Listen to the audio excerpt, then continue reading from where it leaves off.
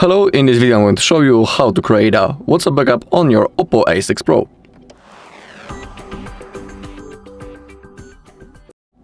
Okay, the process is really easy. All we need to do is to launch our WhatsApp. Once we are here, we need to click on those three dots in the top right corner and now open up the settings. Now find Chats, scroll down and click on Chat Backup. Okay, first let's select our Google account. Simply tap on that, and as you can see, in my case, currently this Google account is selected. And on that Google account, our backup will be saved and stored. So for example, if you want to restore that backup later in the future, you'll need to be logged into the same Google account that you have selected right in here during the backup process. If you want, you can of course add another account.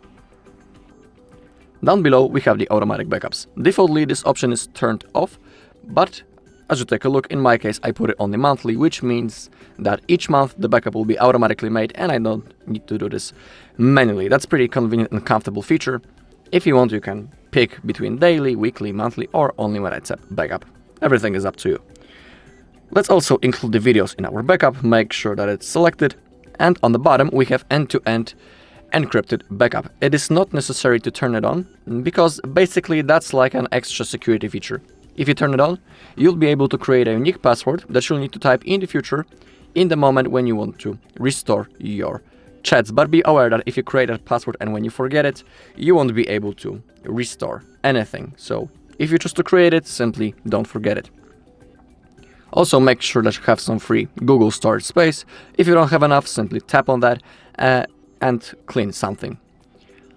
Now to create a backup, hit this green button, backup. The process now will start. In my case, it won't take long because I don't have many messages.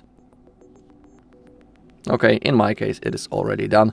As you take a look on the last backup, we can see the hour. They are the same, so that's like a confirmation that everything went successfully. Alright, and that's all in this video. Thank you all for watching. If you found this video helpful, please leave a like, comment and subscribe.